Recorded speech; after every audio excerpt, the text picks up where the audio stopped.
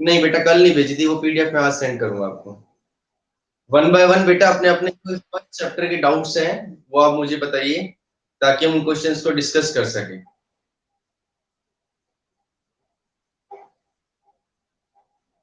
कामना, कोई डाउट है बेटा आपको फर्स्ट चैप्टर में से? किसी भी टॉपिक में, ऐसा नहीं है कि आपको कोई पर्टिकुलर टॉपिक मिला हो या दिया हो मैंने, किसी भी टॉपिक में से अगर किसी बच्चे को कोई डाउट हो तो आप मुझे बताइए, ताकि हम अभी उसको सब्लिमेशन। सब्लिमेशन के प्रोसेस में क्या होता है बेटा, अगर हम प्रॉपर तरीके से देखें तो पहले क्या होता है, एक सॉलिड को अगर हम हीट करते हैं then it will change into liquid, और लिक्विड को अगर हम हीट करते हैं then it will change into gas. Gas को अगर हम कूलिंग प्रोवाइड करवा रहे हैं, ठंडा कर रहे हैं, it will change into liquid, और लिक्विड को अगर हम कूलिंग प्रोवाइड करवा रहे हैं, it will change into solid. But in case of sublimation, solid directly change into gas without any change in liquid. This is the process of sublimation by heating. कि जब भी हम किसी भी सॉलिड को हीट करते हैं, तो हीट करने के बाद वो डायरेक्टली अगर गैस में चेंज हो जाए, लिक्विड में चेंज हुए बिना, तो उस प्रोसेस को क्या बोलते हैं हम, सब्लिमेशन। इस सॉलिड को जो सब्लिमेशन की प्रोसेस में जा रहा है, इसको क्या नाम बताया था मैंने आपको, सबलाइन। The solid which undergoes the process of sublimation is called सबलाइन। अब ये उसका उल्टा भी है, अगर हम किसी की गैस को ठंडा करते हैं on cooling, it will direct into change gas solid, that is also known as sublimation. इस प्रोसेस को भी क्या बोलेंगे हम, सब्लिमेशन। और जो बेटा माइक ऑफ, माइक ऑफ कीजिए अपना। जो सॉल्यूशन, इस सॉलिड को क्या बोलेंगे बेटा हम, बता सकते हो? What is the name of this solid which is obtained by the process of sublimation? This is called sublimate. This solid is called sublimate. तो एग्जाम्पल की बात करें हम, ammonium chloride, naphthalene balls, camper, these are the substance which undergoes the process of sublimation because they directly change into vapors on heating. मैंने एक आपको ऑर्डोनिल का example भी लिया था कि अगर हम ऑर्डोनिल को भी रखते हैं या नेफ्थलीन बॉल्स जो है वो सॉलिड से सीधा गैस के अंदर चेंज होती है। और गैसेस की बात करें तो सॉलिड कार्बन डाइऑक्साइड वो सीधा गैस से सॉलिड में, सॉलिड से सीधा किसमें चेंज होती है, गैस में। और गैस को जब हम कूल करते हैं तो किसमें जाती है, सीधा सॉलिड फॉर्म के अंदर जाती है। समझ में आया बेटा?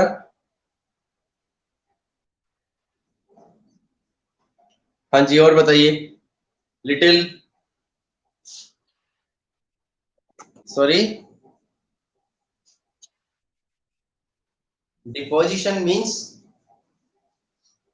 किस प्रोसेस में बेटा ये?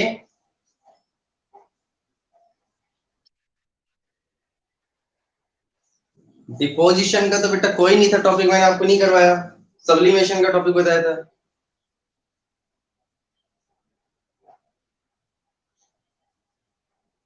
कंडेंसेशन था एक।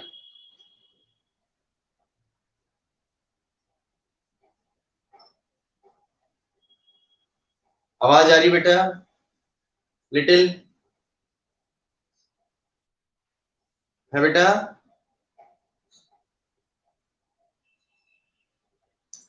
लिटिल आवाज आ रही है आपको? बेटा देखो, आप लोग क्लास ले रहे हैं तो एक कम्युनिकेट रखा करो आपस में। जब भी आपसे कोई क्वेश्चन पूछा जाता है तो आप उसका आंसर दिया करो, अदरवाइज आपका क्लास में रुकने का कोई फायदा नहीं है। संजीव, कोई डाउट है बेटा आपको?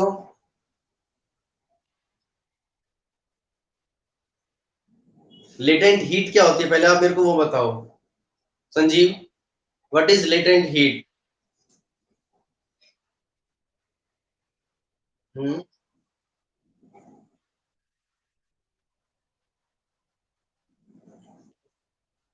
Temperature, very good. देखो लेटेंट हीट की अगर हम बात करें तो हम इसको सिंपली बोल सकते हैं amount required to change the state of matter without changing the temperature, उसको क्या बोलते हैं हम? लेटेंट हीट बोलते हैं। अब लेटेंट हीट दो टाइप की होती है, मैं एक बार दोनों को एक्सप्लेन कर देता हूँ।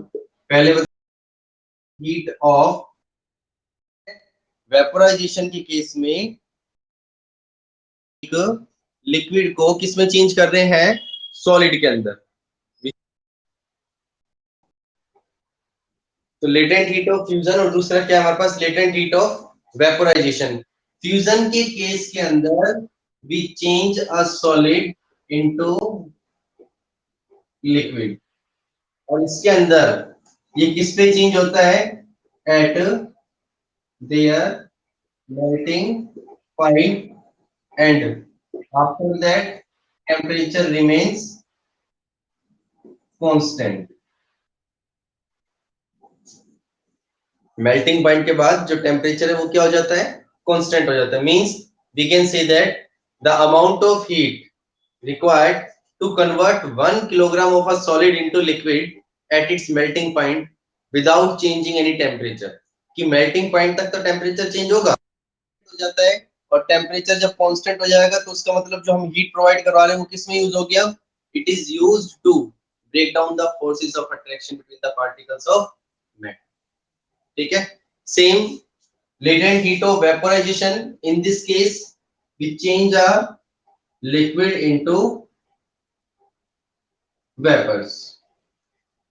The amount of heat in joules required to convert a liquid into vapors without any at its boiling point, वो melting point पर होती है और ये कहां पर होती है? at boiling point, और उसके बाद जो टेम्परेचर होता है वो क्या होता है? हमेशा कांस्टेंट।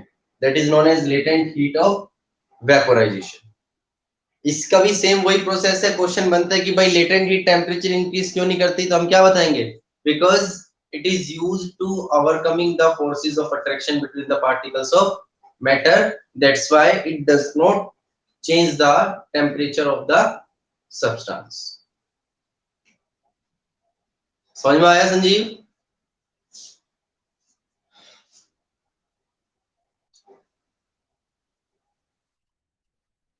किसका बेटा?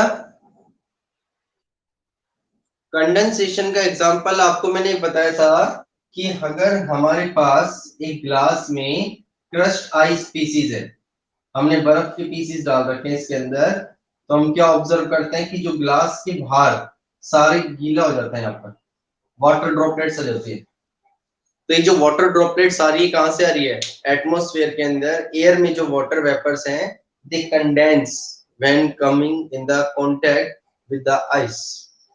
जैसे बर्फ के कांटेक्ट में आते हैं वो क्या हो जाते हैं? कंडेंस हो जाते हैं, गैस से लिक्विड में चेंज हो जाते हैं। ये इसका एग्जांपल है।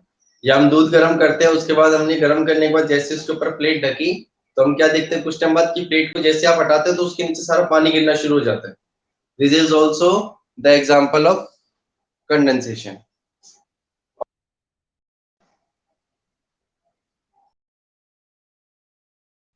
और बताओ बेटा।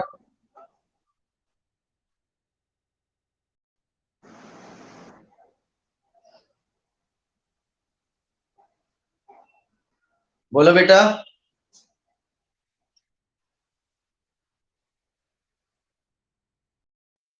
हाँ, देखो मैंने इसका आपको एग्जांपल ही बताया था कि हम अपनी हथेली के ऊपर कोई ऐसा वोलेटाइल लिक्विड रख लेते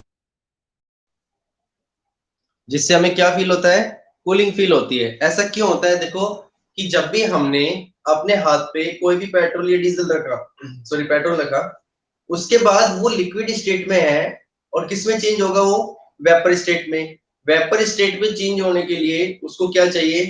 हीट चाहिए, लेटेंट हीट चाहिए, क्योंकि जब भी कोई लिक्विड अपनी स्टेट को चेंज करता है then it require the latent heat. और वो मटेरियल, वो पेट्रोल जो लेटेंट हीट लेगा वो कहां से लेगा? हमारी बॉडी से। Change into the vapours. अब जब हमारी बॉडी अपनी लेटेंट हीट को रिलीज कर रही है, रिड्यूस कर रही है, तो इसका मतलब उस जगह पर फिर क्या फील होगा हमारे को? कूलिंग फील होगी। समझ में आया? तो इसलिए हमारे को ठंडा फील होता है। अर्पिता,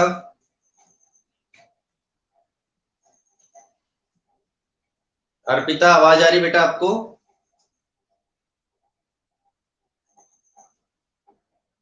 आपकी आवाज नहीं आ रही बेटा यहाँ पर। आकांक्षा,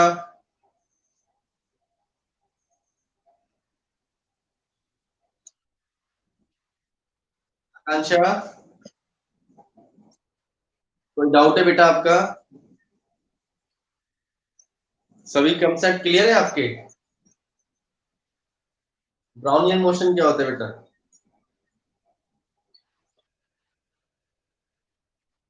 हम्म, very good. Why solid, liquid, and gases have their different properties? Why solid, liquid, and gases having their different properties?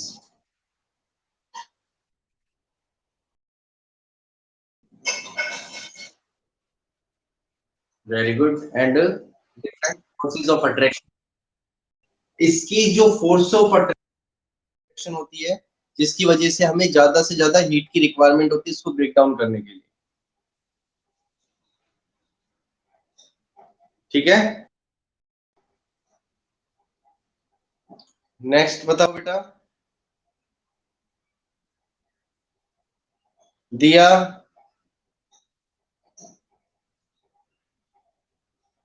दिया आपको कोई डाउट है बेटा?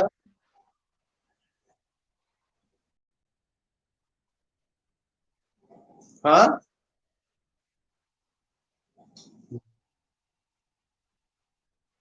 देखो प्लाज्मा के केस में मैंने आपको बताया था कि जो प्लाज्मा है it is the fourth state of matter which is the mixture of free electrons plus ions. जैसे ही आपस में मिक्स होते हैं दे constitute the fourth state of matter which is called plasma. जब भी इनके अंदर से इलेक्ट्रिसिटी पास कराई जाती है या टेम्परेचर इंक्रीज हो जाता है तो दे स्टार्ट टू ग्लोइंग, वो ग्लो करना शुरू करते हैं and emit the light energy, that's why it is known as plasma, which is the fourth state of matter। जितने भी स्टार्स हैं, सन्स हैं, उनमें जो सोर्स ऑफ एनर्जी है वो न्यूक्लियर फ्यूजन होता है, जिसकी वजह से उसमें ट्रमेंडस अमाउंट ऑफ हीट बनती है बेटा। और वो हीट एटम्स को ब्रेक डाउन करती है, इलेक्ट्रॉन्स उसमें से इजेक्ट होते हैं तो आयंस और इलेक्ट्रॉन्स फ्री हो जाते हैं, जिससे उसके अंदर प्लाज्मा बनता है। फ्लोरोसेंट ट्यूब है, इनके अंदर भी क्या बनती है? प्लाज्मा बनती है, जिसकी वजह से क्या इमिट करते हैं? लाइट इमिट करते हैं। ये प्लाज्मा। और बोस आइंस्टाइन के केस में ये भी एक फिफ्थ स्टेट ऑफ मैटर है, जिसमें एक गैस को जिसकी डेंसिटी बहुत लो होती है उसको एक्सट्रीमली लो टेम्परेचर पर जब हम ठंडा करते हैं सुपर फ्लूइड बनता है वो, तो उसको बोलते हैं हम Bose Einstein, means BEC, Bose Einstein condensate. ये फोर्थ है, फिफ्थ स्टेट ऑफ। आवाज आ रही बेटा आपको?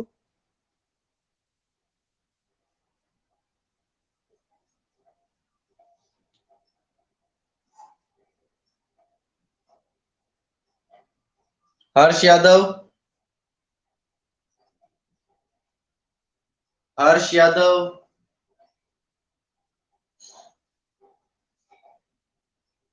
जयेश, पायल,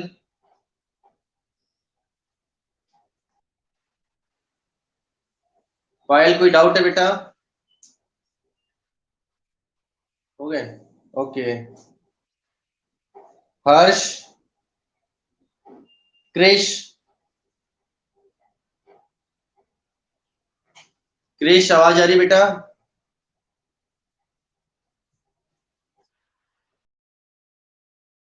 क्रिश, बेटा कोई डाउट है? जयेश, आपको डाउट है कोई? इवेपोरेशन क्या होता है जयेश?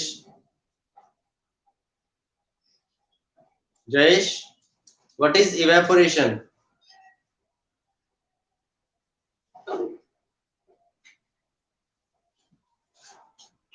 हिमांशु चौहान, हिमांशु, तेज राव, तेज राव, आवाज आ रही है आपको?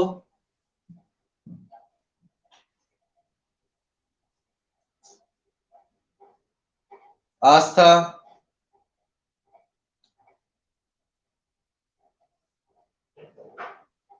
आस्था, आवाज आ रही बेटा? तन्वी, ऋतिक, नैन्सी, हाँ बेटा बोलो।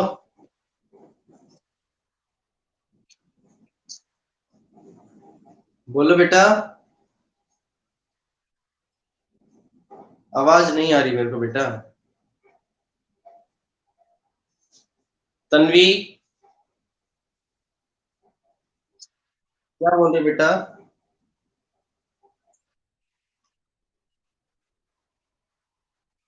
देखो आर्टिफिशियल के अंदर क्या होता है कि हम एक डिस्चार्ज ट्यूब के अंदर एक गैस लेते हैं, ठीक है।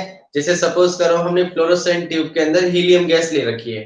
अब उस गैस में जैसे ही हम इलेक्ट्रिसिटी पास कराते हैं तो उस गैस के कुछ एटम्स ऐसे होते हैं जो अनस्टेबल होने की वजह से उसमें से इलेक्ट्रॉन्स इजेक्ट हो जाते हैं। जैसे उसमें से इलेक्ट्रॉन्स इजेक्ट होंगे तो उस गैस के अंदर क्या बन जाएगा, वहां पर फ्री इलेक्ट्रॉन्स और आयंस आ जाएंगे। तो इलेक्ट्रिसिटी जैसे जैसे उसमें से पास होंगी तो वो इलेक्ट्रॉन्स और आयंस ग्लो करना शुरू कर देते हैं। They starts glowing, that's why they emit the light and which form the plasma inside the fluorescent tube, ठीक है। ऋतिक, नैन्सी बेटा आपको डाउट है कोई?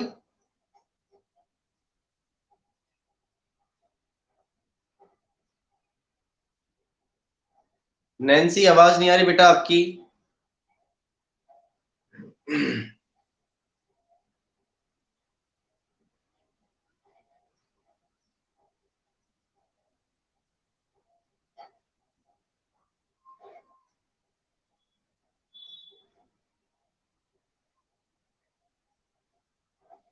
Why melting is called fusion? Nancy, देखो बेटा फ्यूजन एक प्रोसेस है जिसमें एक सॉलिड सब्सटेंस डिकम्पोज हो रहा है, उसके पार्टिकल्स जो फ्यूज मतलब डिकम्पोज हो रहे हैं, पार्टिकल्स के बीच जो है फोर्स ऑफ अट्रैक्शन वो वीक होती जा रही है, जिससे पार्टिकल क्या हो रहा है अपनी स्टेट को चेंज, मेटल जो अपनी स्टेट को चेंज कर रहे हैं, एक सॉलिड स्टेट से किस में आ रहे हैं, लिक्विड स्टेट के अंदर आ रहे हैं, इसलिए हम उस प्रोसेस को क्या बोलते हैं, फ्यूजन बोलते हैं।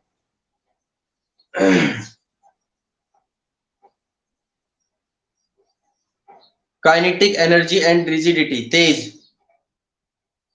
तो देखो काइनेटिक एनर्जी क्या होती है कि जो पार्टिकल्स हैं वो हमेशा किस में होते हैं, मोशन के अंदर होते हैं। The particles of matter are constantly in motion, जिसमें फोर्स ऑफ अट्रैक्शन ज्यादा है वो पार्टिकल्स कम मोशन में होते हैं, जिसमें फोर्स ऑफ अट्रैक्शन बिल्कुल कम है उन पार्टिकल्स में मोशन क्या होता है, ज्यादा होता है। तो जब पार्टिकल्स मोशन में होंगे they possess the kinetic energy, this is known as kinetic energy of the particles, जो सबसे ज्यादा किसमें होती है, गैस में, और सबसे कम किसमें होती है, सॉलिड के अंदर। रिजिडिटी की अगर हम बात करें, it is the property by which a solid is unbendable and inflexible, जिस प्रॉपर्टी की वजह से एक सॉलिड सब्सटेंस इनफ्लेक्सिबल होता है और अनबेंडेबल होता है, उसको क्या बोलते हैं हम, रिजिडिटी बोलते हैं, ठीक है। What is the effect of increase of temperature on motion of particle? Aastha आपको आवाज नहीं आ रही बेटा? आस्था, आपकी आवाज नहीं आ रही बेटा यहाँ पर। चलो कोई नहीं, आपका क्वेश्चन देखते हैं कि टेम्परेचर का क्या इफेक्ट पड़ता है काइनेटिक एनर्जी के ऊपर। तो जब भी हम सपोज करो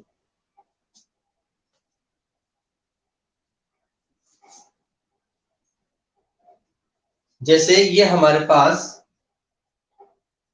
एक लिक्विड मटेरियल है, अब इनके पार्टिकल्स के बीच में फोर्स ऑफ अट्रैक्शन है और मोशन में भी पार्टिकल्स, क्योंकि जो फोर्स ऑफ अट्रैक्शन है वो सॉलिड के कंपैरिजन में कम है। अब जैसे हम इसको हीट कर रहे हैं तो इसका जो टेम्परेचर है वो क्या होता जा रहा है, इंक्रीज होता जा रहा है। अब जब टेम्परेचर इंक्रीज हो रहा है तो ये जो हम हीट प्रोवाइड कर रहे हैं ये कहाँ जा रही है, ये हीट जा रही है इनके पार्टिकल के पास। अब जैसे ही पार्टिकल इस हीट एनर्जी को एब्जॉर्ब करेंगे, गेन करेंगे, तो क्या होगा, एनर्जी गेन करने के साथ तो पार्टिकल्स का मोशन और फास्ट हो जाएगा। The motion of the particles is very fast when they gain the heat energy. तो जब मोशन फास्ट होगा तो ऑब्वियसली बात है जो उन पार्टिकल्स की काइनेटिक एनर्जी है it also increases on increasing the temperature. समझ में आया कि when we increase the temperature the kinetic energy of the particle will also increase।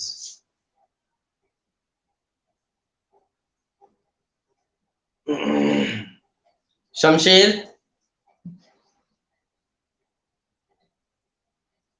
Shamsher बेटा,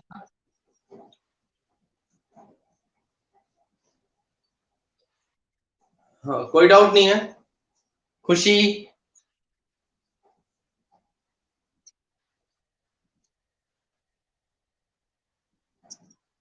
effect of pressure on the change of state of matter. तो देखो pressure का क्या effect पड़ता है, प्रेशर से हम गैसियस स्टेट जो होती है उसको किस में चेंज कर सकते हैं, लिक्विड के अंदर। क्यों, क्योंकि गैस के अंदर एक प्रॉपर्टी होती है जिसको बोलते हैं कंप्रेसिबिलिटी।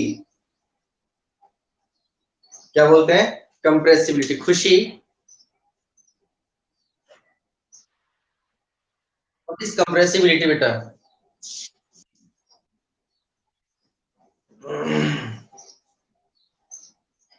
हाँ शमशेर आपकी आवाज आ रही है बेटा।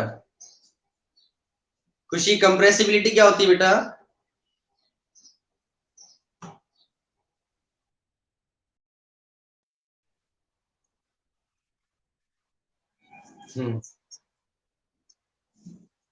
Very good. The property of a gas by which it can compress easily is called compressibility।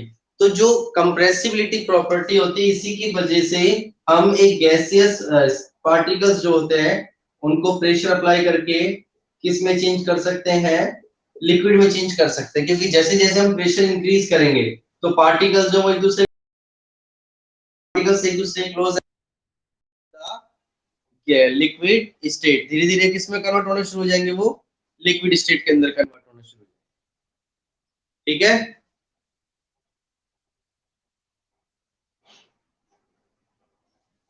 Nityanand,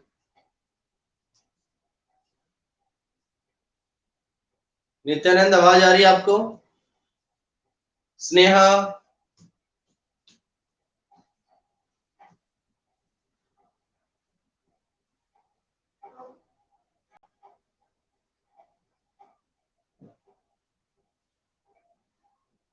रुचि,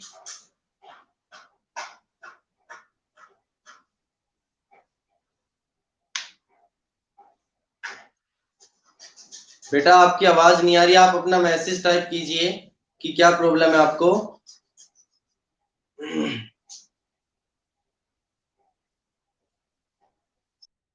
हाँ बोलो।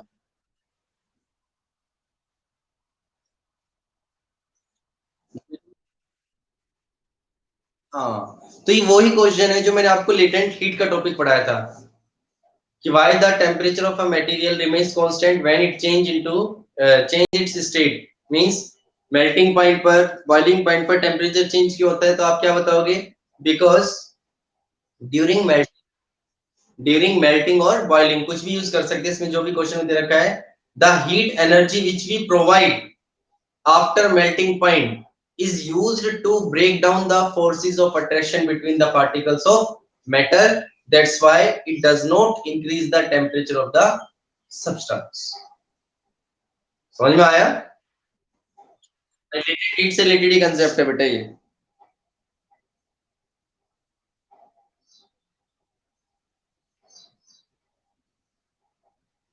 महक,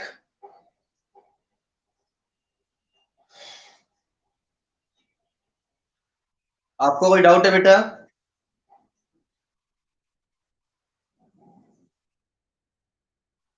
हाँ जी, first chapter of the chemistry, बोलो बेटा।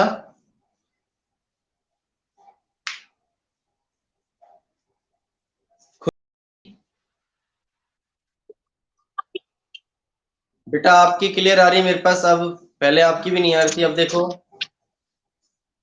साहिल तिवारी, साहिल, साहिल आवाज आ रही है आपको?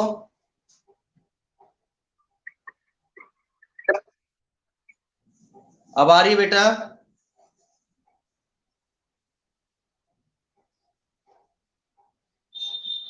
बेटा मेरी आवाज आ रही कि सबको आपको?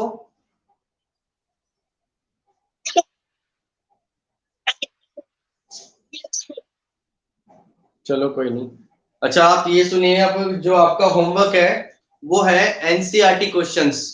कल मैं क्लास में एनसीईआरटी क्वेश्चंस की एक्सरसाइज सॉल्व करवाऊंगा, तो आपको पहले घर पर उस एक्सरसाइज को सोल्व करना है, जितने क्वेश्चंस आपसे सोल्व होते हैं, और उनको लर्न भी करना है। As well as you have to write these exercise in your fair notebook, NCERT exercise as well as chapter between questions, जिसको इन टेक्स्ट क्वेश्चंस भी बोलते हैं। तो ये आपको फेयर नोटबुक में लिखना है। मैं आपको भी नोट सेंड कर रहा हूँ थोड़ी देर में ही आपको, तो वो नोट्स और उसके बाद एनसीईआरटी क्वेश्चंस आपको फेयर नोटबुक में लिखने हैं और उनको लर्न भी करना है, ठीक है? ओके बेटा, so you leave the class. Thank you बेटा, God bless you, stay home, stay safe.